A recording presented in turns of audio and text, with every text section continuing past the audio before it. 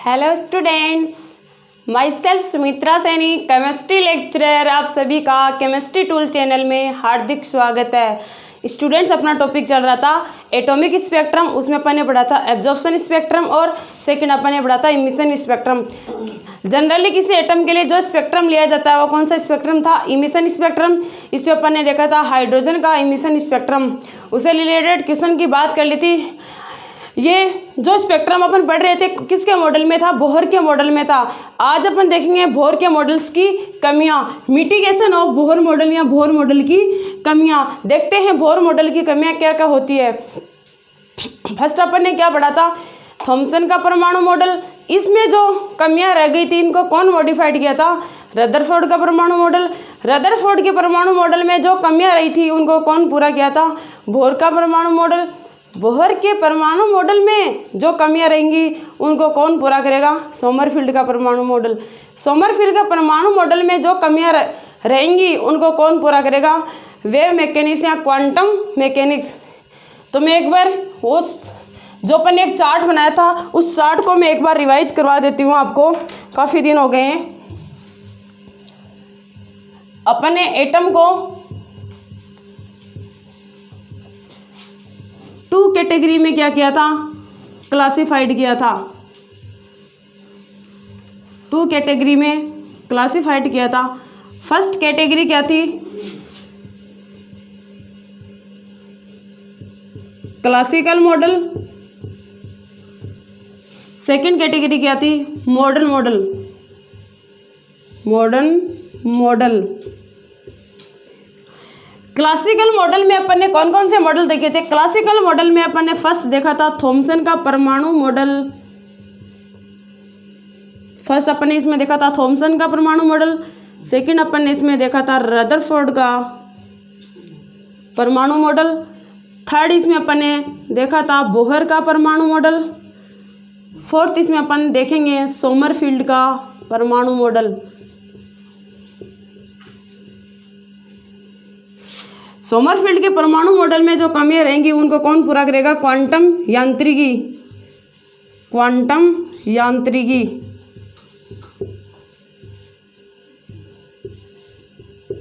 या wave mechanics. Quantum या wave mechanics. First अपन ने देखा था थॉमसन का परमाणु मॉडल। थॉमसन के परमाणु मॉडल को किसने मॉडिफाइड किया था? रदरफोर्ड के परमाणु मॉडल ने। रदरफोर्ड के परमाणु मॉडल में जो कमियां रही थी उनको कौन पूरा किया था? बोहर का परमाणु मॉडल। आज अपन देखेंगे बोहर के परमाणु मॉडल की कमियां। बोहर के परमाणु मॉडल में जो कमियां रहेंगी उनको कौन पूरा करेगा? सोमरफील्ड का परमाणु मॉडल। सोमरफील्ड के परमाणु मॉडल में जो कमियां रहेंगी उनको कौन पूरा करेगा? क्वांटम यांत्रिकी, वेव मैकेनिक्स, मॉडर्न मॉडल इनको क्या करेगा? इनकी कमियों को दूर करेगा। ये चार्ट मैंने स्टार्टिंग में बता दिया था आपको। एटॉमिक स्ट्रक्चर फर्स्ट क्लास के लेक्चर में यही बताया था। मैंने इस चार्ट को एक बार इसे रिवाइज किया कि समझने में कोई दिक्कत नहीं हो। तो आज के लेक्चर में अपन क्या पढ़ेंगे? Mitigation of Bohr model. Bohr model की कमियां। बोहर मॉडल में क्या क्या कमियां रही थी? फर्स्ट कमी इसकी ये थी, बोहर मॉडल केवल सिंगल इलेक्ट्रॉन स्पीसीज पर ही क्या होता है? अप्लाई होता है। मल्टी इलेक्ट्रॉन स्पीसीज पर अप्लाई नहीं होता। मैं फर्स्ट इसकी मिटिगेशन देखना, फर्स्ट इसकी कमी देखना कौन सी थी। फर्स्ट कमी है इसकी, Bohr model single electron species पर अप्लाई होता है। एकल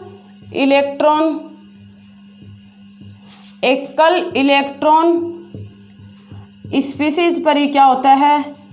अप्लाई होता है। सिंगल इलेक्ट्रॉन स्पीसीज पर क्या होता है? अप्लाइड होता है। जैसे मैं एग्जाम्पल की बात करूं, hydrogen, helium plus lithium plus 2, sodium plus 10, sodium plus 10 etcetera. Bohr का परमाणु model only single electron species पर क्या होता है? अप्लाई होता है। मल्टी इलेक्ट्रॉन स्पीसीज पर अप्लाई नहीं होता है। मल्टी इलेक्ट्रॉन स्पीसीज पर क्या नहीं होता है? अप्लाई नहीं होता है। मल्टी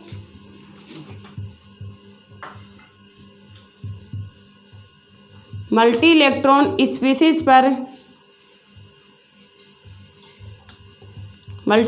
स्पीसीज पर अप्लाई नहीं होता है। ये इसकी फर्स्ट कमी है। देखना इसमें कुछ सब पॉइंट हैं, वो देखना। इलेक्ट्रॉन और इलेक्ट्रॉन के बीच में क्या होता है? इलेक्ट्रॉन के बीच में क्या होता है? जो प्रतिकर्षण होता है। इलेक्ट्रॉन के बीच में क्या होता है? रिपल्सन होता है। इलेक्ट्रॉन के बीच में जो रिपल्सन होता है, प्रतिकर्षण होता है, उसके बारे में बोहर ने नहीं बता पाया।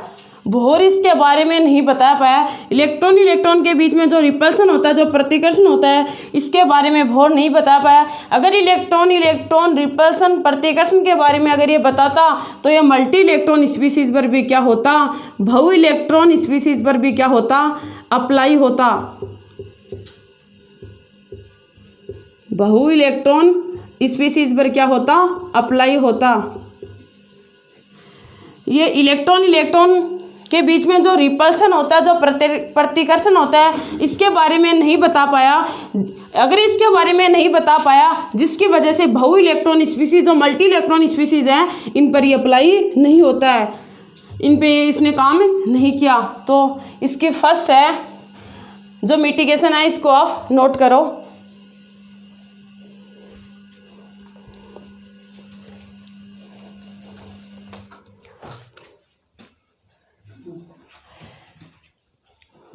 इसने जो जेड क्या होता है? परमाणु क्रमांक। इसने एटॉमिक नंबर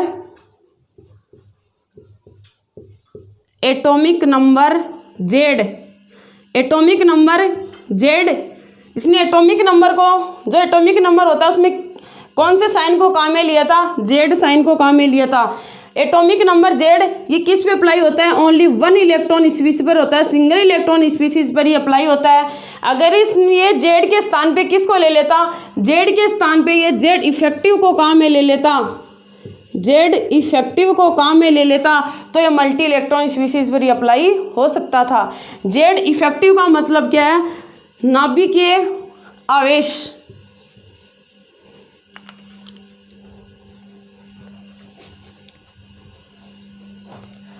जेड इफेक्टिव क्या है?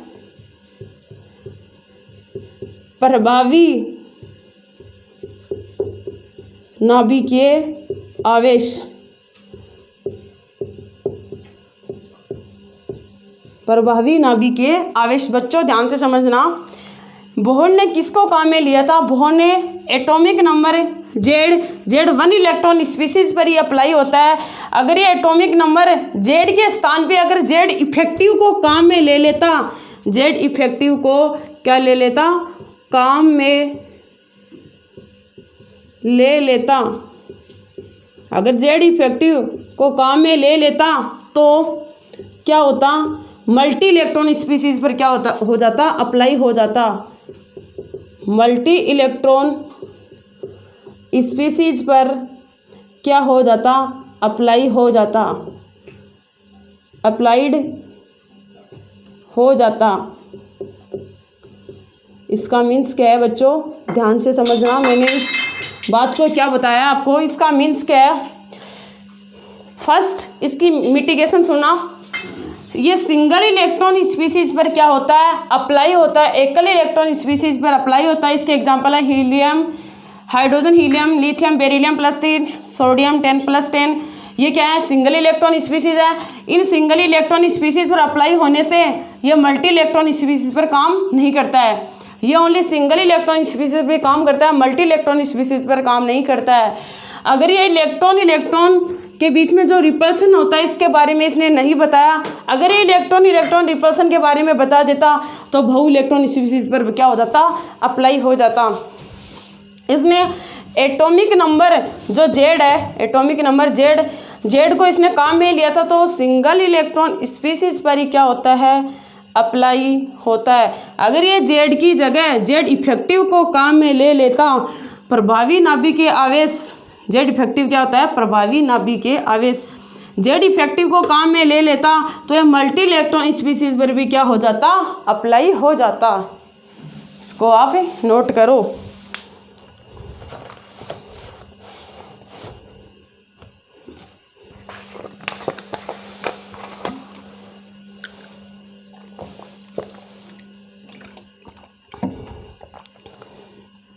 नोट कर लिया होगा। एक होती है ना स्पेक्ट्रम लाइन। स्पेक्ट्रम लाइन को अति सूक्ष्मदर्शी से देखा जाता है तो बहुत सारी स्पेक्ट्रमी रेखाएं प्राप्त होती हैं। बहुत सारी क्या होती हैं?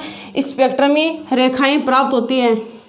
जो अपन ने जो स्पेक्ट्रम लिया था, जब अपन ने स्पेक्ट्रम पढ़ा था किसका? Emission spectrum. जनरली किसी एटम के लिए कौन सा स्पेक्ट्रम काम में लिया जाता है? जनरली किसी एटम के लिए इमिशन स्पेक्ट्रम काम में लिया जाता है। अगर इसको अति सूक्ष्मदर्शी से माइक्रोस्कोप से देखा जाता है तो छोटे छोटे क्या अपने को क्या प्राप्त होते हैं? माइक्रो स्पेक्ट्रम लाइन प्राप्त होती हैं। इसके बारे में भी भोर नहीं बता पाया। जो स्पेक्ट्रमी लाइन होती हैं, जो स्पेक्ट्रमी रेखाएं होती हैं, ये फर्स्ट मिटिगेशन का ही सब पॉइंट है। स्पेक्ट्रमी लाइन, ये स्पेक्ट्रमी रेखाएं, स्पेक्ट्रम लाइन, जो स्पेक्ट्रमी लाइन होती हैं, जो क्या होती हैं? स्पेक्ट्रमी लाइन होती हैं। इनको किससे देखा जाता है? अति सूक्ष्मदर्शी से देखा जाता है तो बहुत सारी स्पेक्ट्रमी रेखाएं प्राप्त होती हैं। बहुत सारी क्या प्राप्त होती हैं? स्पेक्ट्रमी रेखाएं प्राप्त होती हैं। जब इनका क्या लिया गया? स्पेक्ट्रम लिया गया। तो मैंने बताया था जनरली किसी एटम के लिए जो स्पेक्ट्रम काम में लिया जाता है, जनरली किसी एटम के लिए,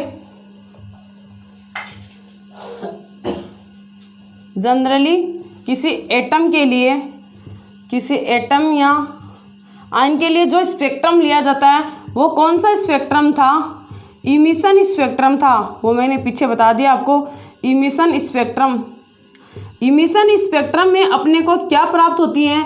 इमिशन स्पेक्ट्रम में अपने को क्या प्राप्त होती हैं? लाइन प्राप्त होती हैं, लाइंस प्राप्त होती है। इमिशन स्पेक्ट्रम में अपने को क्या मिली थी? लाइंस मिली थी। इन लाइंस को किससे देखा जाए? इन लाइंस को अति सूक्ष्मदर्शी से माइक्रोस्कोप से देखा जाए। वो लाइंस कौन सी थी?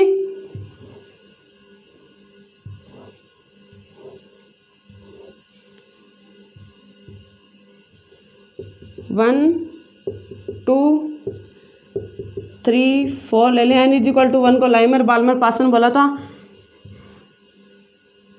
इन लाइंस को किसे देखा जाए? इन लाइंस को अति सूक्ष्मदर्शी से देखा जाए, माइक्रोस्कोप से देखा जाए।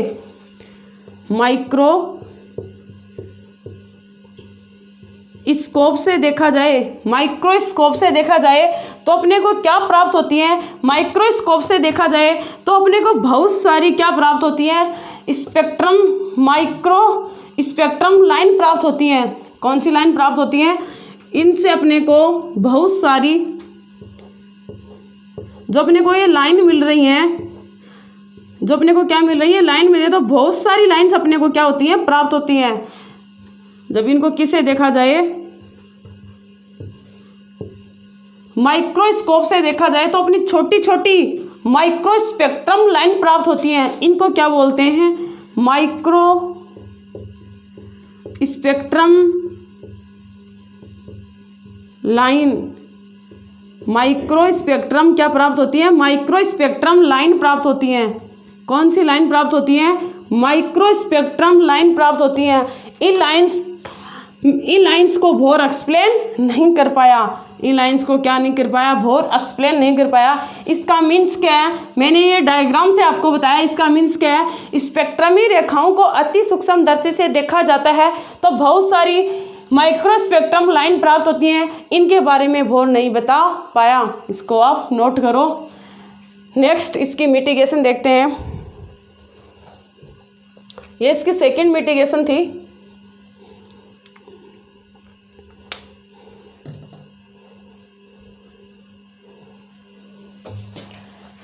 नोट कर लिया होगा। एक कोश में क्या होते हैं?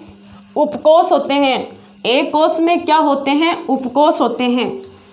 एक कोश में क्या होते हैं? उपकोष होते हैं। उन उपकोषों की जो एनर्जी होती है वो क्या होती है? डिफरेंट होती है।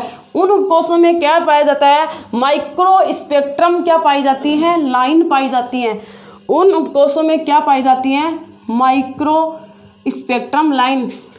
एक कोष में सबसे, एक सेल में क्या होती है, सब सेल होती हैं, उनकी एनर्जी क्या होती है, डिफरेंट होती है। उन सब सेल में माइक्रो स्पेक्ट्रम लाइन पाई जाती हैं, छोटी छोटी माइक्रो स्पेक्ट्रम लाइन पाई जाती हैं, उनके बारे में वो नहीं बता पाया। एक कोष में क्या होते हैं, उपकोष होते हैं। तो मैं जनरली इसे बोल दूं, किसी सेल में क्या होते हैं, सेल में क्या होते हैं, सब सेल होते हैं। सेल में क्या होते हैं, एनी सेल।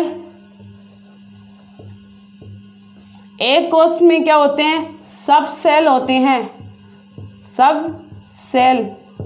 इन सब सेल की जो एनर्जी होती है वो क्या होती है, डिफरेंट। एनर्जी क्या होती है, डिफरेंट एनर्जी। इनकी एनर्जी क्या होती है, डिफरेंट होती है। एक सेल में उपकोष होते हैं, उन उपकोष की एनर्जी क्या होती है, डिफरेंट होती है। इन डिफरेंट एनर्जी होने के कारण जो सब सेल होते हैं, जो उपकोष होते हैं, उनमें क्या पाए जाते हैं, माइक्रो स्पेक्ट्रम लाइन पाई जाती है। इन सब सेल में क्या पाई जाती हैं, माइक्रो स्पेक्ट्रम लाइन पाई जाती हैं। क्या पाई जाती है, माइक्रो स्पेक्ट्रम लाइन पाई जाती है। इन माइक्रो स्पेक्ट्रम लाइन्स के बारे में बहुत नहीं बता पाया। ये सेकंड जो मिटिगेशन थी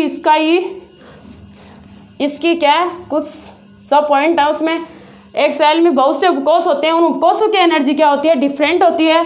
उन सब सेल में क्या पाए जाते हैं, माइक्रो स्पेक्ट्रम लाइन पाई जाती हैं, छोटी छोटी क्या पाई जाती है, माइक्रो स्पेक्ट्रम लाइन पाई जाती हैं। उन माइक्रो स्पेक्ट्रम लाइन्स के बारे में भोर नहीं बता पाया। उन माइक्रो स्पेक्ट्रम लाइन्स के बारे में भोर नहीं बता पाया। नोट करो इसको। अब इन सब सेल के अकॉर्डिंग अपन एक एग्जांपल लेते हैं, इसको नोट कर लो।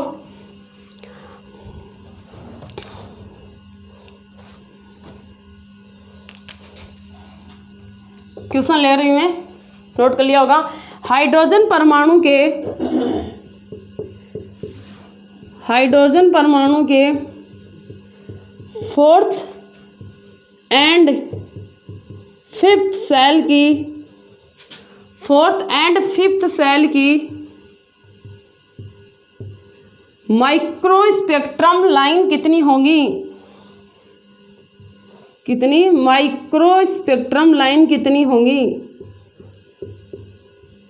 इससे क्वेश्चन कैसे पूछा जाता है वो ध्यान से देखना। माइक्रो स्पेक्ट्रम लाइन कितनी होंगी,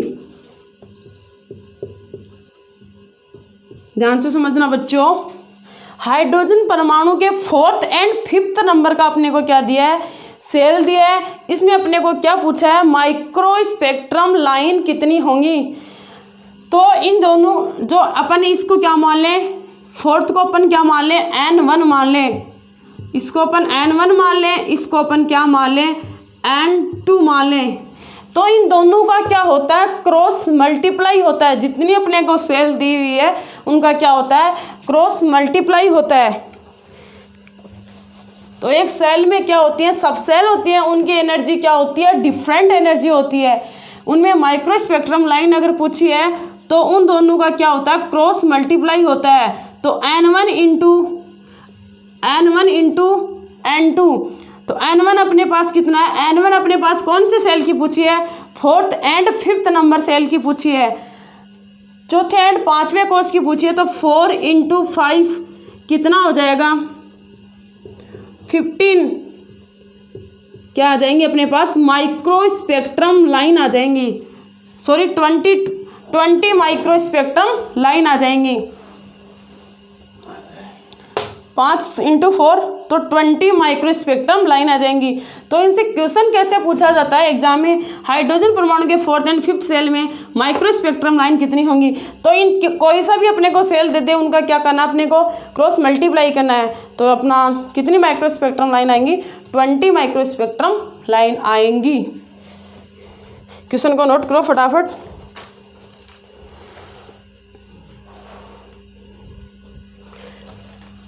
नोट कर लिया होगा। इन दोनों का क्या करते हैं, क्रॉस मल्टीप्लाई करते हैं।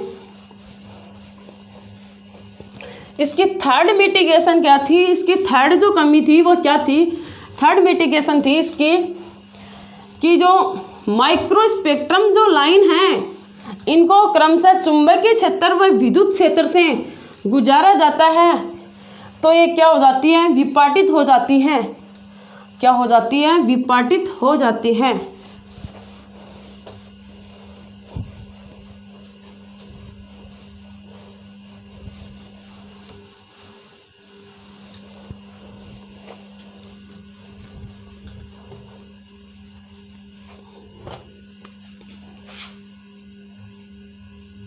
थर्ड इसकी मिटिगेशन क्या थी, जो क्या थी, micro spectrum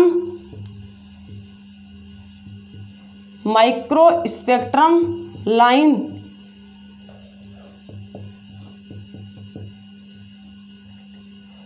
micro spectrum line को क्रमशः कौन कौन से क्षेत्र से,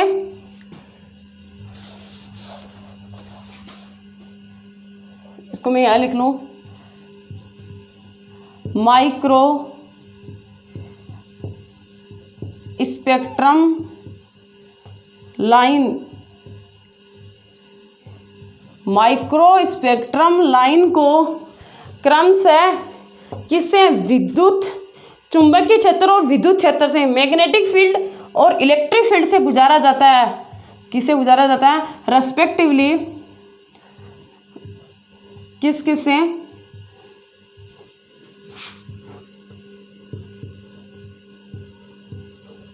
मैग्नेटिक फील्ड, सेकंड कौन सा फील्ड है, इलेक्ट्रिक फील्ड, मैग्नेटिक फील्ड और इलेक्ट्रिक फील्ड से गुजारा जाता है तो अपने को क्या मिलती है, एक से ज़्यादा लाइन में क्या हो जाती है, स्प्लिट हो जाती है। एक से ज़्यादा भाग में ये स्प्लिट हो जाती हैं, मतलब एक से ज़्यादा भाग में क्या हो जाती हैं, स्प्लिट हो जाती है। एक से, ये मैं बोल दूँ, एक से ज़्यादा लाइन में क्या हो जाती हैं, एक से ज़्यादा लाइन में क्या हो जाती हैं, स्प्लिट हो जाती हैं। स्प्लिटिंग, एक से ज़्यादा भाग में क्या हो जाती है, स्प्लिटिंग हो जाती हैं। एक से ज़्यादा भाग में क्या हो जाती है, विपाटित हो जाती हैं। इसको अगर मैग्नेटिक फील्ड, क्रमशः मैग्नेटिक फील्ड और इलेक्ट्रिक फील्ड, विद्युत क्षेत्र और चुंबकीय क्षेत्र से इसको गुजारा जाता है तो एक से ज़्यादा लाइन में क्या हो जाती है, स्प्लिटिंग हो जाती है। अब इधर देखना आप,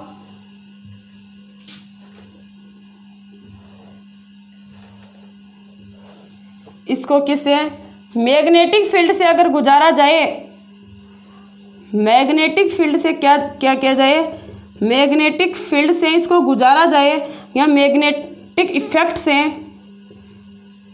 मैग्नेटिक इफेक्ट और इलेक्ट्रिक इफेक्ट, मैग्नेटिक इफेक्ट और इलेक्ट्रिक इफेक्ट से गुजारा जाए तो क्या होता है, तो ये जीमान प्रभाव एंड स्टोक प्रभाव में क्या हो जाती है, स्प्लिट हो जाती हैं। इसको क्या बोला जाता है, जीमान प्रभाव, इसको क्या बोला जाता है,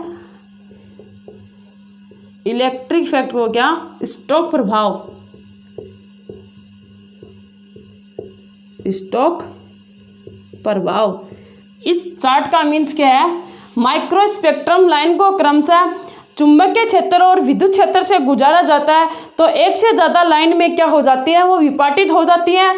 अगर इसको मैग्नेटिक इफेक्ट से गुजारा जाता है तो एक से ज़्यादा लाइन में स्प्लिटित होती है तो उसे क्या कहा जाता है, जीमान प्रभाव कहा जाता है। अगर इसको इलेक्ट्रिक इफेक्ट से गुजारा जाता है तो जो माइक्रो स्पेक्ट्रम जो लाइन होती है उन्हें क्या कहा जाता है, स्टोक प्रभाव कहा जाता है। तो इसकी व्याख्या बोहर नहीं कर पाया, इसकी व्याख्या कौन नहीं कर पाया, इसकी थर्ड मिटिगेशन थी, इसकी व्याख्या बोहर नहीं कर पाया। इस जो बोहर ने इसके बारे में नहीं बताया, बोहर इसकी व्याख्या नहीं कर पाया। भोर ने ये बात नहीं बताई। जो माइक्रो स्पेक्ट्रम लाइन है वो जीमान प्रभाव और स्टोक प्रभाव के बारे में भोर नहीं बता पाया। नोट करो आप इसको।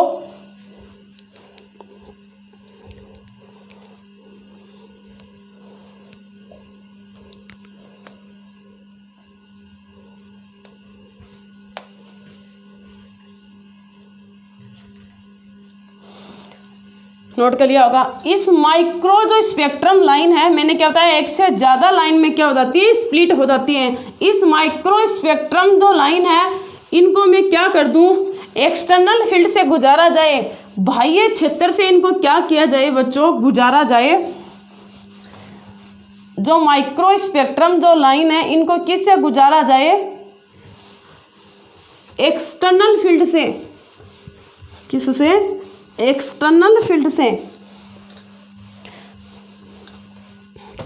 इन माइक्रो स्पेक्ट्रम लाइन को किससे गुजारा जाए, एक्सटर्नल फील्ड से। एक्सटर्नल फील्ड से गुजारा जाए तो क्या होता है, बाह्य क्षेत्र से इनको क्या किया जाए, गुजारा जाए।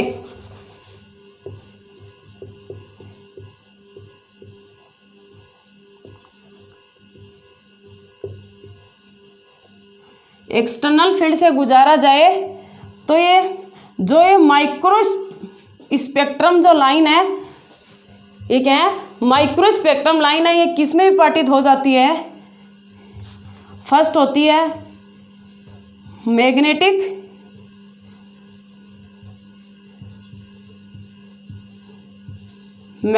फील्ड, मैग्नेटिक इफेक्ट,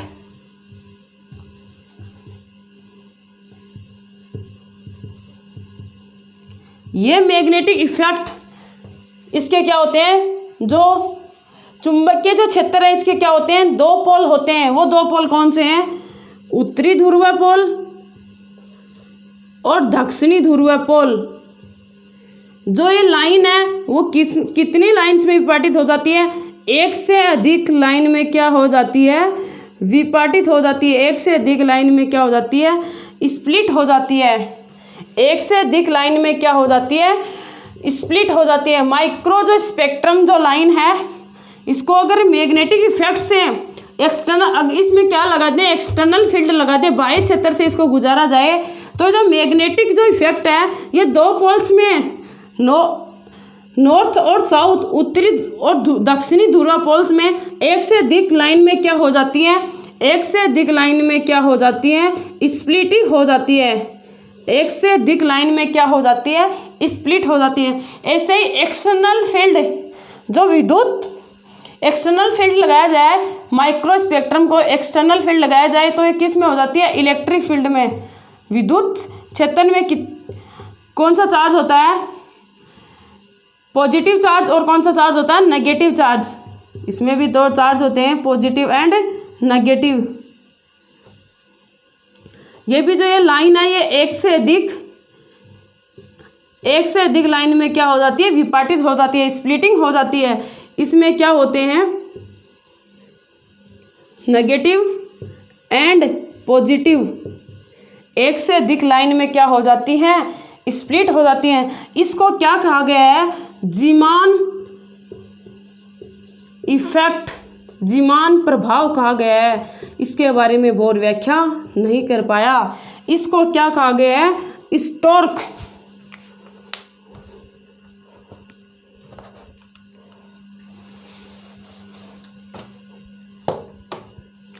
इसको क्या कहा गया है, जीमान इफेक्ट।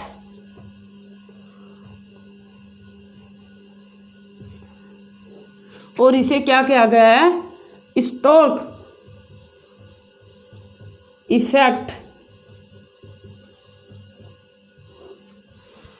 इसकी व्याख्या बोर नहीं कर पाया। नोट करो आप बच्चों।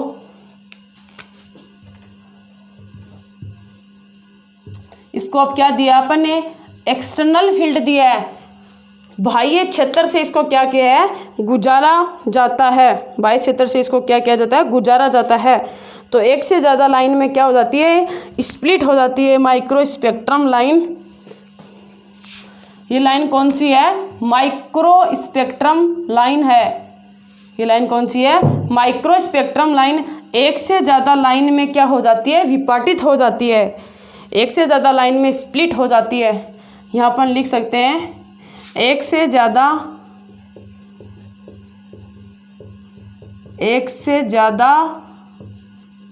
लाइन में क्या हो रही है? स्प्लिट हो रही है।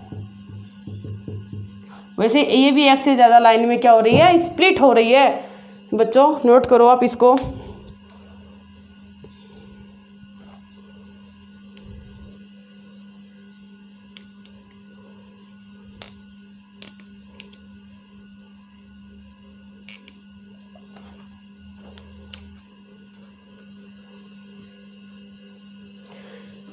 अगर जो एक्सटर्नल फील्ड अपन ने क्या लिए थे? स्प्लिटिंग ली थी। स्प्लिटिंग क्या है? एक तरीका का अगर इसको एक्सटर्नल फील्ड से क्या किया जाए? गुजारा जाए। नोट कर लिया होगा। अब अपन ने क्या लिया है? जो एक्सटर्नल फील्ड है अगर इसको मैग्नेटिक इफेक्ट या माइक्रो स्पेक्ट्रम लाइन से गुजारा जाता तो एक से ज़्यादा लाइन में क्या हो जाती है? स्प्लिट हो जाती है। अगर ये मैग्नेटिक फील्ड से गुजारा जाए तो इसे जीमान इफेक्ट कहा जाता है, और अगर इसे इलेक्ट्रिक फील्ड से गुजारा जाता है तो इसे क्या कहा जाता है? स्टोक इफेक्ट या स्टोक प्रभाव कहा जाता है, जिसकी व्याख्या बोर नहीं कर पाया।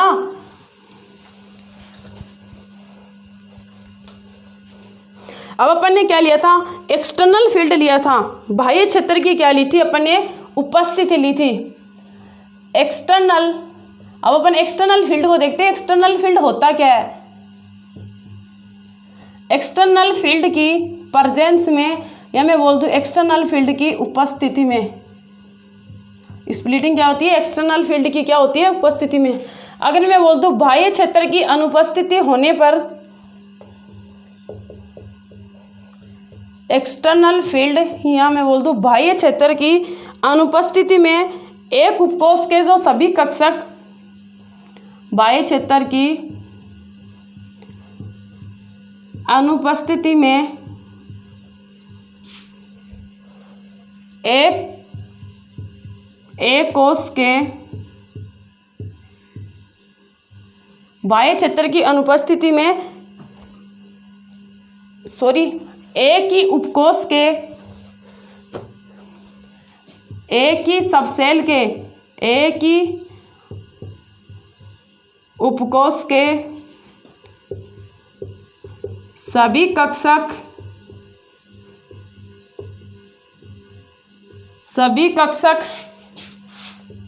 समान ऊर्जा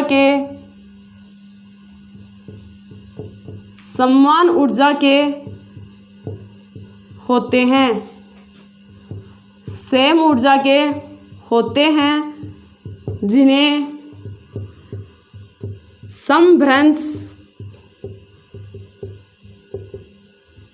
समभ्रंश कक्षक कहा जाता है। अगर बाह्य क्षेत्र की अनुपस्थिति होने पर ये कक्षक क्या हो जाते हैं? बाह्य क्षेत्र की अनुपस्थिति में इन कक्षकों में विपाटन होता है, अर्थात ऊर्जा में अंतर आ जाता है। समभ्रंश का मतलब क्या हो गया? डीजनरेट।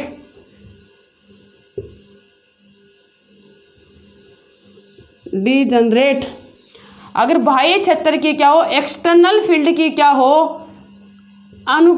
एक्सटर्नल फील्ड की क्या हो? प्रेजेंस।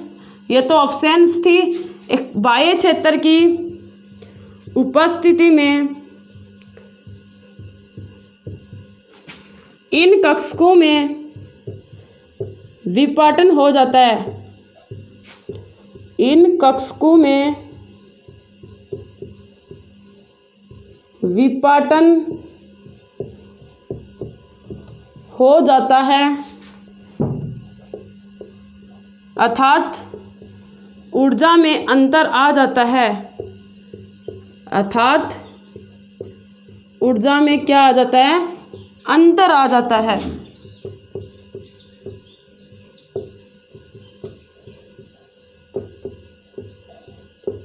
जिसे क्या कहा जाता है? जिसे जनरेट कहा जाता है। ऊर्जा में अंतर आ जाता है, जिसे क्या कहा जाता है? जनरेट। जिन्हें क्या कहा जाता है? जनरेट या स्प्लिट।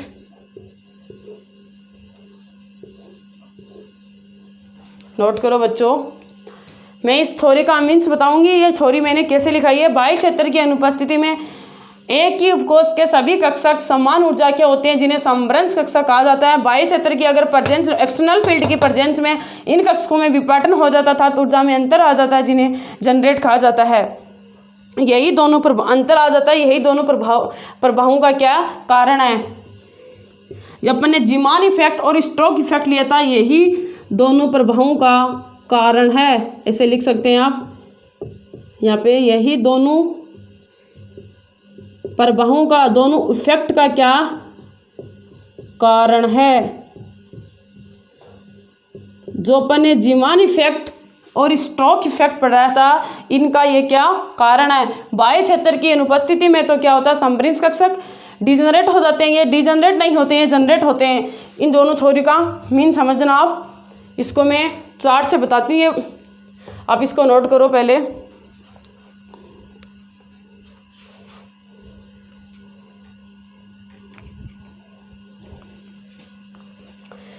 इसको नोट कर लिया होगा आप। बाह्य क्षेत्र की फर्स्ट क्या लेते हैं, अनुपस्थिति लेते हैं। बाह्य क्षेत्र की अनुपस्थिति में इनमें ऊर्जा क्या हो जाती है, समान हो जाती है। इन कक्षकों की ऊर्जा क्या होती है, समान हो जाती है, जिसे क्या कहा जाता है, डीजनरेट कक्षक या डीजनरेट ऑर्बिटल कहा जाता है। अपन कोई भी जे पी डी कोई सा भी कक्षक लेते हैं, चलो अपन पी से देख लें, किसी भी कक्षक से आप देख सकते हो। इन कक्षकों की जो एनर्जी है वो क्या है, सेम एनर्जी, जो ऊर्जा है वो क्या है, समान है। ऊर्जा क्या है, समान है। एनर्जी क्या है, समान है। इन्हें क्या कहा जाता है, डीजनरेट।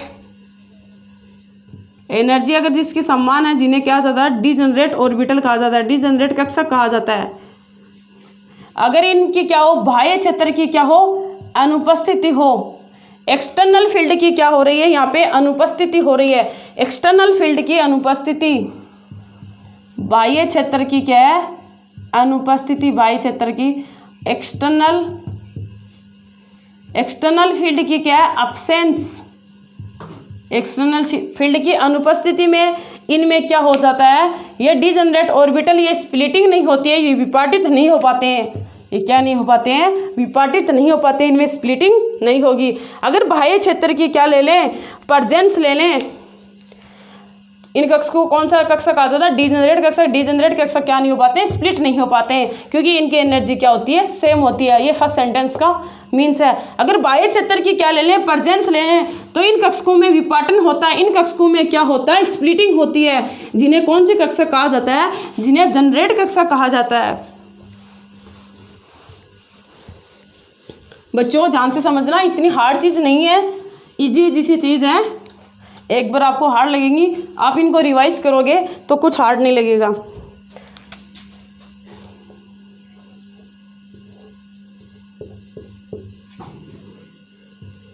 अब क्या ले लें, एक्सटर्नल फील्ड की क्या ले लें, प्रेजेंस ले लें। एक्सटर्नल फील्ड की क्या ले लें, प्रेजेंस।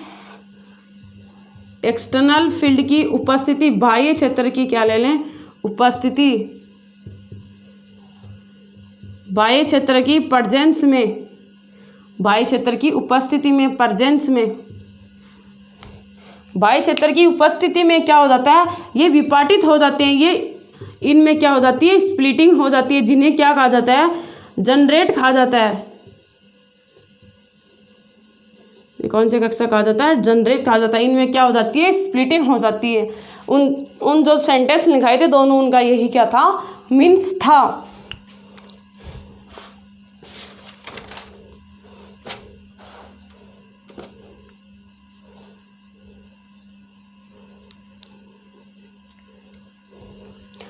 अब ये इसकी क्या थी, थर्ड मिटिगेशन थी, उनमें सब पॉइंट्स थे। बोहर की जो कमियां थी वो क्या थी, फर्स्ट कमी थी ये एकल इलेक्ट्रॉन स्पीशीज पर ही अप्लाई होता है, मल्टी इलेक्ट्रॉन स्पीशीज पर अप्लाई नहीं होता है। ये इलेक्ट्रॉन रिपल्सन के बीच जो रिपल्सन होता है उसके बारे में नहीं बता पाया। अगर उसके बारे में बता देता तो ये क्या हो जाता, बहु इलेक्ट्रॉन स्पीशीज पर भी क्या हो जाता, अप्लाई हो जाता।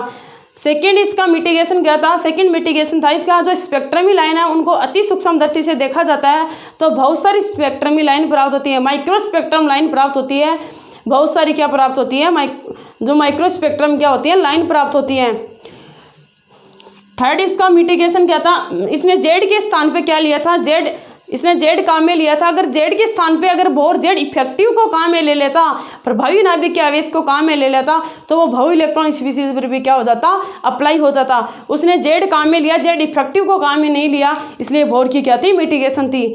थर्ड मिटिगेशन थी जो माइक्रो जो स्पेक्ट्रम लाइन है इनको मैग्नेटिक और इलेक्ट्रिक फील्ड से, माइक्रो स्पेक्ट्रम लाइन को मैग्नेटिक और इलेक्ट्रिक फील्ड से गुजारा जाता है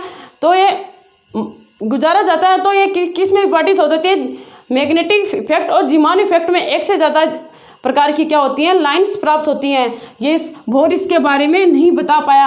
अगर इसको एक्सटर्नल फील्ड की अब्सेंस में गुजारा जाता तो इनकी एनर्जी क्या हो जाती है, समान हो जाती है, जिसे डिजनरेट कक्षा कहा जाता है। अगर इसको एक्सटर्नल फील्ड की प्रेजेंस में गुजारा जाता है तो इनमें विपाटन हो जाता है, इनमें स्प्लिटिंग हो जाती है, जिसे जनरेट कक्षा कहा जाता है। यही दोनों प्रभावों का क्या था, कारण था। ये इनकी क्या थी, मिटिगेशन थी। अब अपन देते हैं इनमें जो बोर की कमियों को कौन दूर करता है, बोर की कमियों को सोमरफील्ड दूर करता है। इनमें जो मॉडिफाइड करता है वो कौन करता है, सोमरफील्ड करता है। और सोमरफील्ड में जो कमियां रही थी उनको कौन पूरा करेगा, क्वांटम मैकेनिक्स या वेव मैकेनिक्स, क्वांटम यांत्रिकी। तो बच्चों आपने इसको नोट कर लिया होगा। अब अपन फोर्थ देखते हैं, सोमरफील्ड का परमाणु मॉडल। सोमरफील्ड का परमाणु मॉडल, बोर का परमाणु मॉडल अपना कंप्लीट हो गया। इनमें जो कमियां रही थी उनको कौन दूर करेगा, सोमरफील्ड का परमाणु मॉडल। अब सोमरफील्ड के परमाणु मॉडल में भी जो कमी रहेंगी उनको कौन दूर करेगा, क्वांटम यांत्रिकी या वेव मैकेनिक्स मॉडल इनकी कमी को क्या करेगा, दूर करेगा। मिटिगेशन ऑफ बोर मॉडल अपना कंप्लीट हो गया है। इनमें मॉडिफाइड कौन करेगा, सोमरफील्ड का परमाणु मॉडल। अपन फोर्थ पढ़ेंगे, सोमरफील्ड का परमाणु मॉडल। इसकी ज़्यादा हार्ड इसकी वो मिटिगेशन नहीं है। First multi electron species apply नहीं कर पाया, ओनली सिंगल पे कर पाया। जेड इफेक्टिव काम में नहीं लिया, माइक्रो स्पेक्ट्रम लाइन्स के बारे में नहीं बताया, जो ये प्रभाव थे जीमान और स्टोक प्रभाव के बारे में इन्होंने नहीं बताया।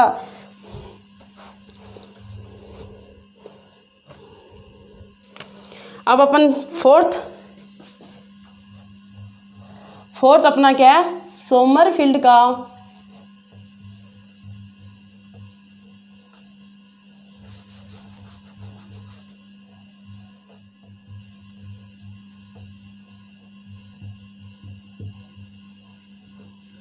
सोमरफील्ड का मॉडल, या मैं बोल दूं सोमरफील्ड का परमाणु मॉडल। सोमरफील्ड का मॉडल या सोमरफील्ड का परमाणु मॉडल, कैसे भी आप बोल सकते हैं इसको।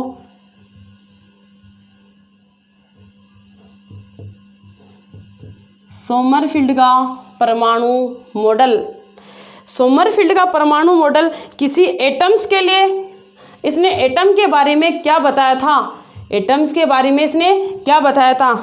तो एक कोश में क्या होते हैं, एक सेल में क्या होते हैं, सब सेल होते हैं, उनकी एनर्जी क्या होती है, डिफरेंट होती है। तो इसके बारे में किसने नहीं बताया था, बोर ने बताया था। बोर में जो कमी रही थी उनको कौन पूरा करेगा, सोमरफील्ड। एक कोश में इसकी फर्स्ट, इसकी क्या सोमरफील्ड ने क्या बताया था, फर्स्ट एटम्स के लिए एक कोश में, एक सेल में, एक कोश में भिन्न भिन्न ऊर्जाओं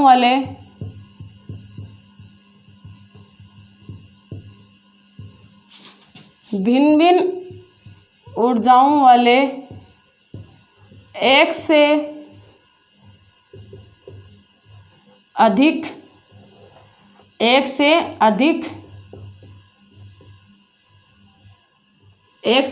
या एक से ज़्यादा बोल दो, कैसे बोल सकते हैं, एक से अधिक क्या पाए जाते हैं, उपकोष पाए जाते हैं। एक से अधिक उपकोष पाए जाते हैं। एक से अधिक उपकोष पाए जाते हैं जिनमें क्या पाया जाता है? एक से अधिक उपकोष पाया जाता है। इलेक्ट्रॉन इन्हीं में पाया जाता है। किनमें? उपकोषों में पाया जाता है। इलेक्ट्रॉन इन्हीं में पाया जाता है। इलेक्ट्रॉन इन्हीं में पाया जाता है। समझ गए होंगे आप? एक सेल, एनी सेल बोल दूं मैं, सेल में क्या होते हैं? सब सेल होते हैं। सेल में क्या होते हैं? सब सेल होते हैं। इनकी एनर्जी क्या होती है? डिफरेंट होती है। डिफरेंट एनर्जी क्या होते हैं? इन डिफरेंट जो ये उपकोष होते हैं इनमें क्या पाया जाता है? इलेक्ट्रॉन प्रेजेंट होता है। इसका ये मीन्स है, इस थ्योरी का ये मीन्स है, एक कोष में भिन्न भिन्न ऊर्जाओं वाले एक से अधिक उपकोष पाए जाते हैं। इलेक्ट्रॉन इन्हीं में पाया जाता है, मतलब उपकोष में पाया जाता है। फर्स्ट सोमरफील्ड ने जो बताया इसको आप नोट करो।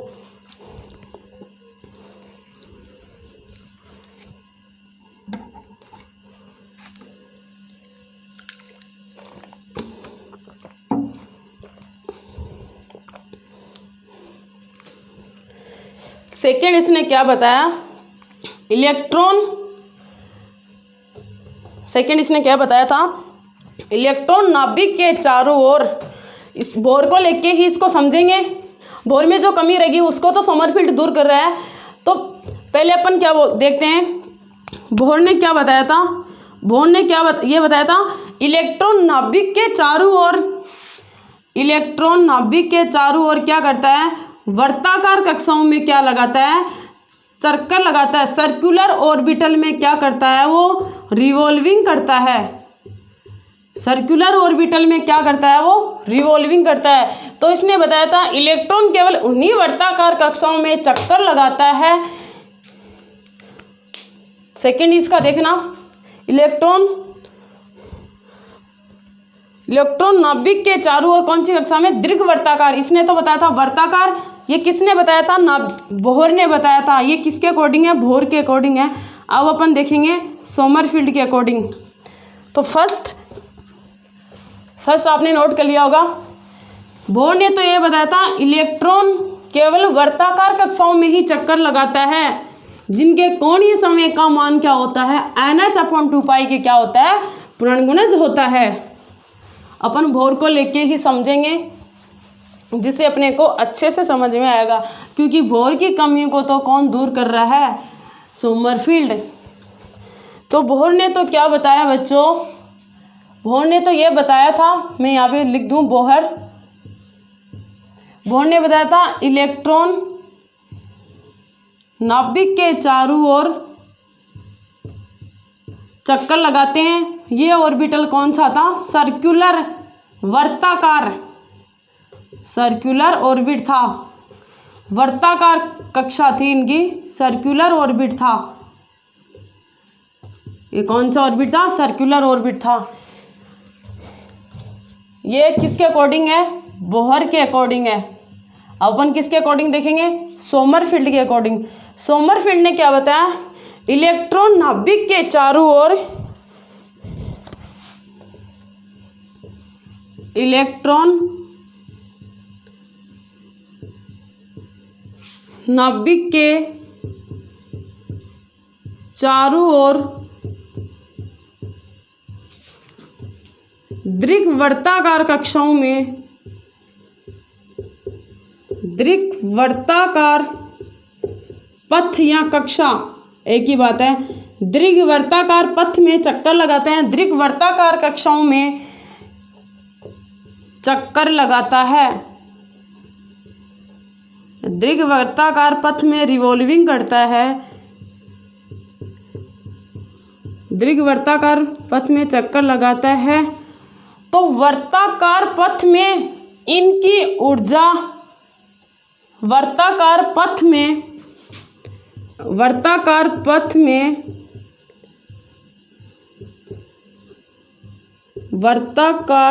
पथ में इनकी ऊर्जा वर्ताकार पथ में इनकी ऊर्जा दीर्घ अक्ष एंड लघु अक्ष, दीर्घ अक्ष एंड लघु अक्ष, macro axis and micro axis के बराबर हो जाती है। वर्ताकार पथ में इनकी एक्सिस लघु अक्ष एंड माइक्रो एक्सिस, वर्ताकार पथ में इनकी ऊर्जा, इनकी जो स्टेट है, इनकी जो ऊर्जा की अवस्था क्या हो जाती है, दीर्घ अक्ष एंड लघु अक्ष की क्या हो जाती है, बराबर हो जाती है। आप इस सेंटेंस को आप नोट करो। इस थ्योरी का मीन्स क्या है वो अपन एग्जाम चार्ट से समझेंगे।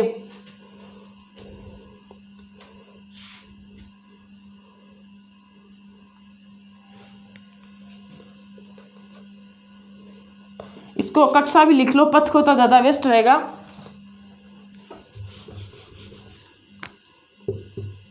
वर्ताकार कक्षा ऐसी अवस्था ज़्यादा बेटर रहेगा। ऐसी स्टेट, ऐसी अवस्था जिनमें लघु अक्ष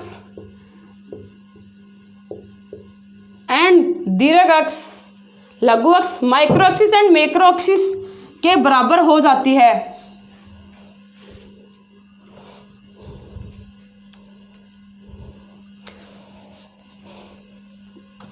नोट कर लिया होगा आप। ये तो बोर्ड ने क्या बताया था, इलेक्ट्रॉन नाभिक के चारों ओर सर्कुलर और ऑर्बिट में सर्कुलर ऑर्बिटल, सर्कुलर कक्षा में क्या लगाते हैं, सर्कल लगाते हैं। सोमरफील्ड ने क्या बताया, सोमरफील्ड ने यह बताया कि इलेक्ट्रॉन नाभिक के चारों ओर चक्कर लगाता है, वो दीर्घ वर्ताकार कक्षाओं में चक्कर लगाता है। तो वर्ताकार कक्षा में ऐसी वर्ताकार कक्षा ऐसी अवस्था है जिनमें लघु अक्ष, macro axis and micro axis के बराबर हो या बराबर हो जाती हैं, एक ही बात है। ये तो मैं आप जो चार्ट बनाऊंगी उसकी थ्योरी लिखाई है, इसको आप समझना ध्यान से, बहुत ही काम की चीज़ें हैं।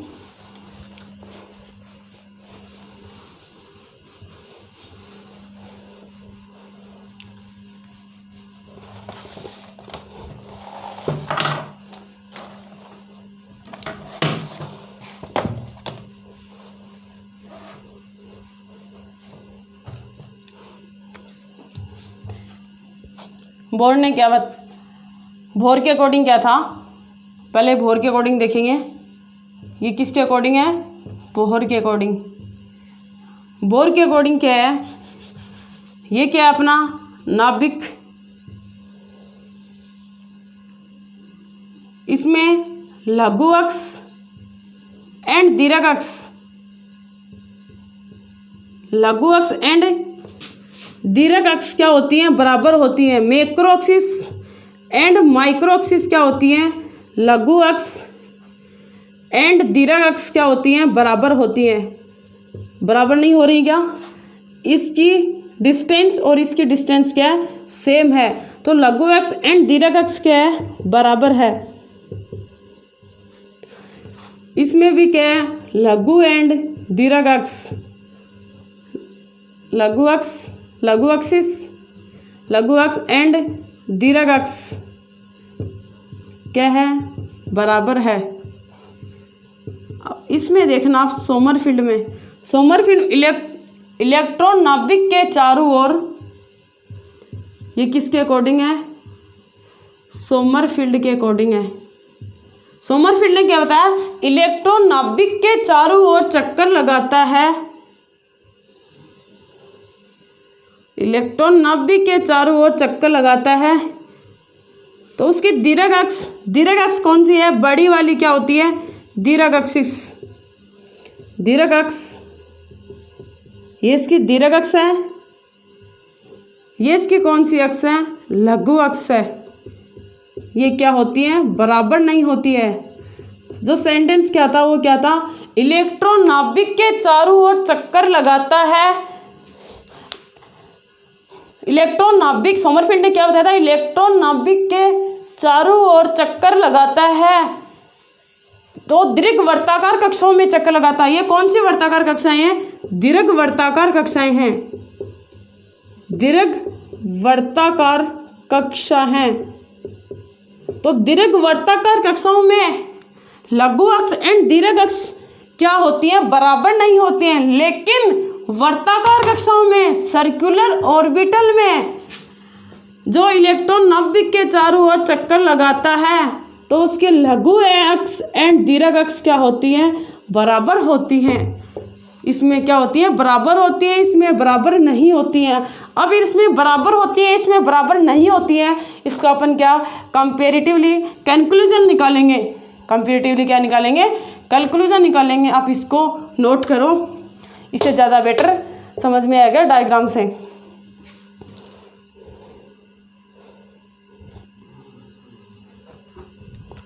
इसको आप लिख भी सकते हो वैसे, एलिप्टिकल ऑर्बिट, वो सर्कुलर ऑर्बिट है, ये क्या है? Elliptical orbit, elliptical orbit. वो सर्कुलर ऑर्बिटल है तो ये कौन सा है? एलिप्टिकल ऑर्बिट है। बोर तो सर्कुलर ऑर्बिटल में चक्कर लगाता है और सोमरफील्ड एलिप्टिकल ऑर्बिट में चक्कर लगाता है।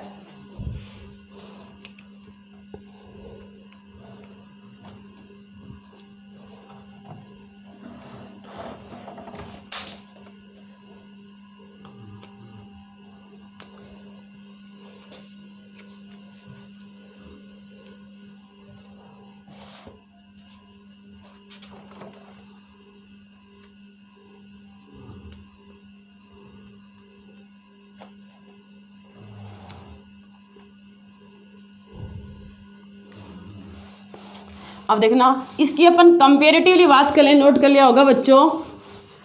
सोमरफील्ड और किसकी? बोर की कंपेरेटिवली बात करते हैं। ये इसकी दीर्घ अक्ष एंड लघु अक्ष बराबर क्यों नहीं होती है? इसके बेसिस पे ही दो घटक होते हैं। वो दो घटक कौन कौन से हैं? सोमरफील्ड ने दो घटक कौन कौन से हैं? वो लघु अक्ष एंड दीर्घ अक्ष बराबर क्यों नहीं हुई? इसके कितने घटक हैं? दो घटक हैं। वो दो घटक कौन कौन से हैं? सोमरफील्ड ने बात बोली थी, तो सोमरफील्ड के अकॉर्डिंग देखें, इसके दो घटक है। फर्स्ट कौन सा है? रेडियस घटक, त्रिज्या घटक, त्रिज्या घटक। सेकंड है वो कौन सा है?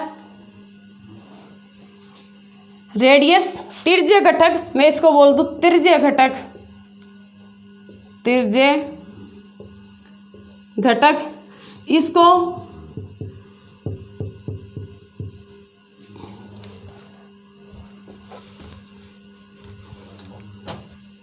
एजीमुथल द्विगंशी घटक, द्विगंशी घटक, त्रिज्या घटक और कौन सा है?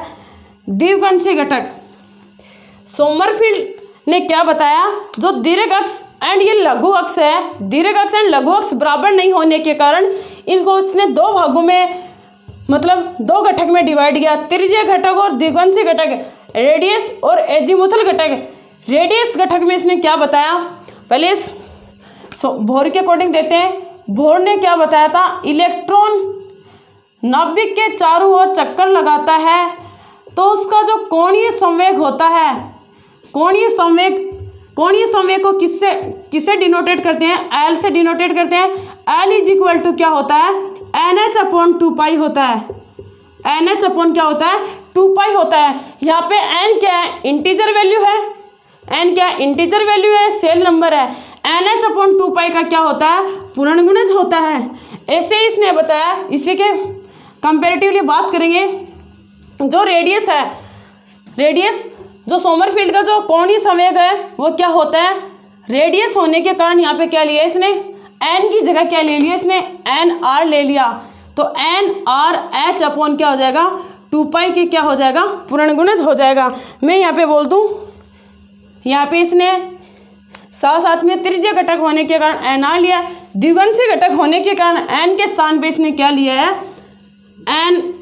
n के स्थान पे इसने लिया k, h/2 2 पाई का क्या होता है, प्रणगुणज होता है। इन दोनों के क्या होता है, सम के बराबर होता है, इन दोनों के सम के बराबर होता है। तो L कोणीय संवेग इज इक्वल टू क्या हो गया, n r h upon 2 pi plus k h upon 2 पाई हो गया। सॉरी, बोहर का जो परमाणु मॉडल था उसने क्या बताया था, इलेक्ट्रॉन नाभिक के चारों ओर चक्कर लगाता है तो उसका कोणीय समय NH अपॉन 2 पाई के क्या होता है, प्रणगुणज होता है। यहाँ पे n क्या था, इंटीजर वैल्यू थी। इंटीजर वैल्यू कितनी थी,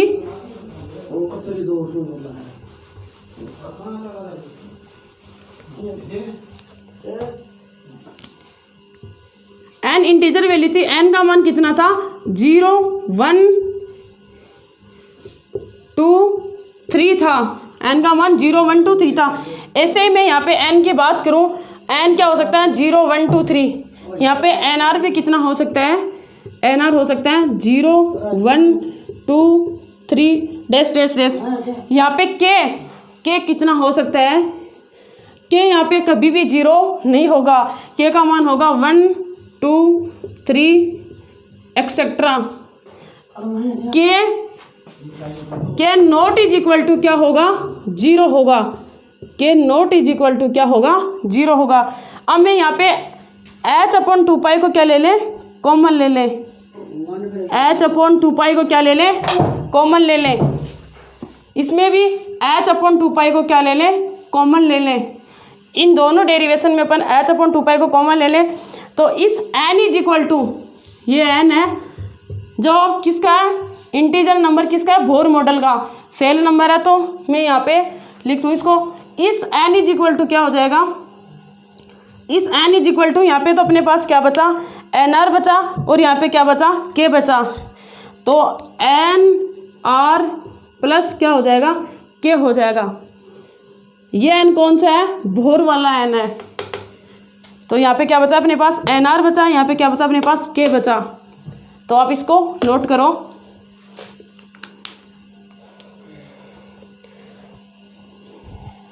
मैं n इज इक्वल n, अपना फॉर्मूला क्या हो गया, n is equal to nr प्लस k।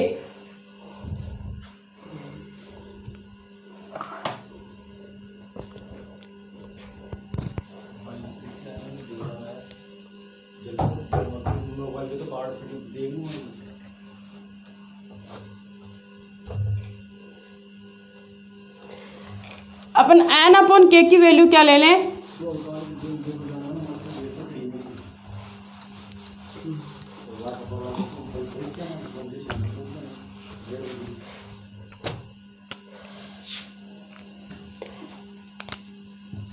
n अपॉन क्या हो गया यहाँ पे k, n क्या होगी, दीर्घ अक्ष, n क्या है यहाँ पे, दीर्घ अक्ष, k क्या है यहाँ पे, लघु अक्ष, k क्या है यहाँ पे, लघु अक्ष। दीर्घ अक्ष एंड लघु अक्ष, दीर्घ अक्ष एंड लघु अक्ष।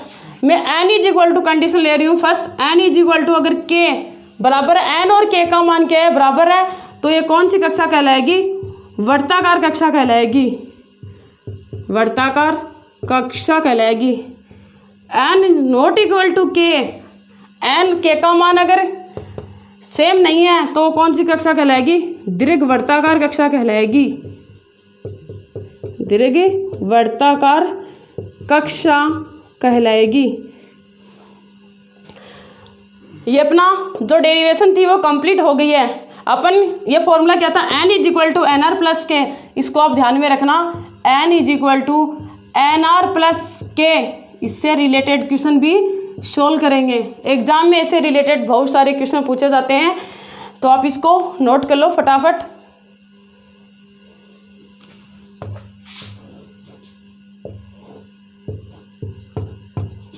n is equal to k हो तो वर्ताकार कक्षा, n is not equal to k हो तो दीर्घ वर्ताकार कक्षा। k का मान कभी भी 0 नहीं होगा, इसको आप ध्यान में रखना। इस फॉर्मूले को आप सबसे ज़्यादा ध्यान में रखना क्योंकि इससे रिलेटेड क्वेश्चन ही पूछे जाते हैं एग्जाम में। तो बच्चों ये अपना सोमरफील्ड का मॉडल था, इसने 4 बातें बताई थी। फर्स्ट क्या बताया था इसने, वो क्या होते हैं, एक ही सेल में क्या होते हैं, सब सेल होते हैं, इनकी एनर्जी डिफरेंट होती है। उन सब सेल में क्या पाया जाता है, इलेक्ट्रॉन पाया जाता है। एनर्जी डिफरेंट होने के कारण ही क्या होता है, दीर्घवृत्ताकार कक्षाओं में क्या लगाता है, चक्कर लगाता है। दीर्घवृत्ताकार कक्षाओं में चक्कर लगाता है तो लघु अक्ष एंड दीर्घ अक्ष का मान समान ही होता है। और भोर ने क्या बताया था, लघु अक्ष एंड दीर्घ अक्ष का मान क्या होता है, समान होता है। लघु अक्ष एंड दीर्घ अक्ष का मान समान क्यों नहीं हुआ, इसका अपन कंपेरेटिवली दोनों की कंपैरिजन करके अपन एक कैलकुलेशन ड्राइव की है, फॉर्मूला ड्राइव किया, n is equal to NR+K। तो इससे रिलेटेड क्वेश्चन है वो कल के लेक्चर में देखेंगे। मैं आप लोगों से उम्मीद करती हूँ ये कंटेंट आपको अच्छा लगा तो चैनल को लाइक एंड सब्सक्राइब जरूर करें। Thank you.